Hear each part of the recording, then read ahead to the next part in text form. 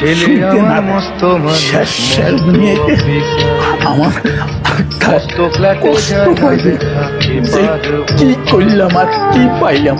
আমি মন থেকে দিল থেকে তাদেরকে অভিশাপ দিই, আমার মতো একদিন যেন তারা এই জায়গায় আসে। এদেরকে নানান রকম তোমার স্বামী করে মানে দুধ খাওয়াইছিস, এত বেশি ভালোবাসছে তোমারে, এরা জীবনে বহুত কষ্ট দিব। আজ সেই কথা, তাদের কথাটা আমি অক্ষরে অক্ষরে পাইছি। আমার ভাবিরা কইতো যখন বস্তা ভরি ভরি টাকা দিছিলাম তখন মানে সব ঠিক আছে, আচ্ছা বুঝলাম ছেলেরা হইতে পারে, এটা মানি নিলাম, কিন্তু মেয়েরা কেমনে হয়, মেয়েরা কেমনে বাপকে এত অস্বীকার। মানে আমার জীবনে এই প্রথম দেখলাম আপনাদের কাছে এবং আইনের কাছে আমি একটা ডায়েরি দিয়ে যাবো, এই ডায়েরিটা আপনারা থানায় পৌঁছাইবেন। আপনাদের দায়িত্ব বুঝলেন, এই ডায়েরিতে আমার সব কিছু লেখা আছে, তারা আমার সাথে কি করছে, এই টাকা পয়সাটা এগুলো আমার সবচেয়ে জীবনের কাল ওনাদের গানের উপর আমার উঠে দিয়ে গেছে আজ পর্যন্ত। এইটা কি কারণে?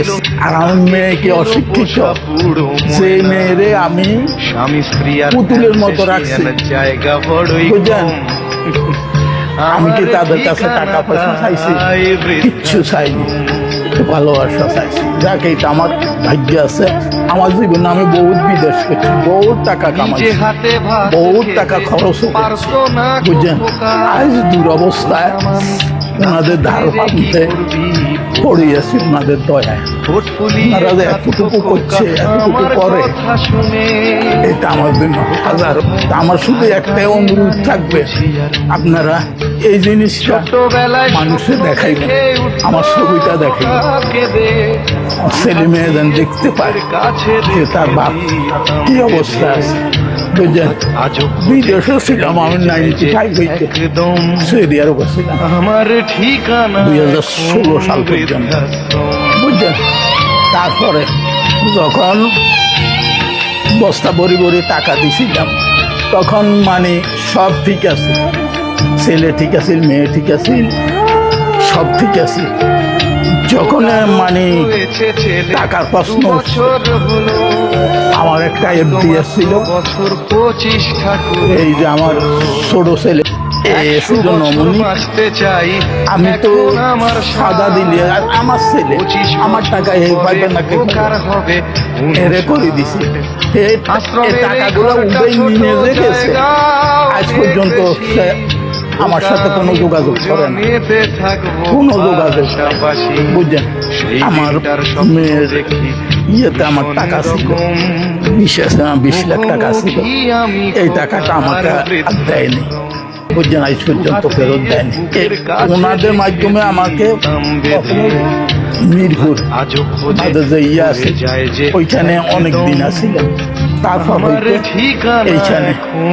এখন আমি আপনাদের কাছে এবং আইনের কাছে আমি একটা ডায়েরি দিয়ে যাব, এই ডায়েরিটা আপনারা থানায় পৌঁছাই দিন, আপনাদের দায়িত্ব, বুঝলেন। এই ডায়েরিতে আমার সব কিছু লেখা আছে, তারা আমার সাথে কি করছে, এই টাকা পয়সাটাই হইলো আমার সবচেয়ে জীবনের কাল।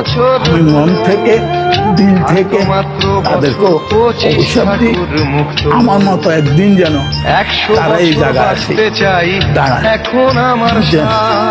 আল্লাহর কাছে এদেরকে সোনার স্বামী করে মানে আশ্রমের এই ঘরটা দুধ খাওয়াইছি, সোনার স্বামী, বুঝলেন।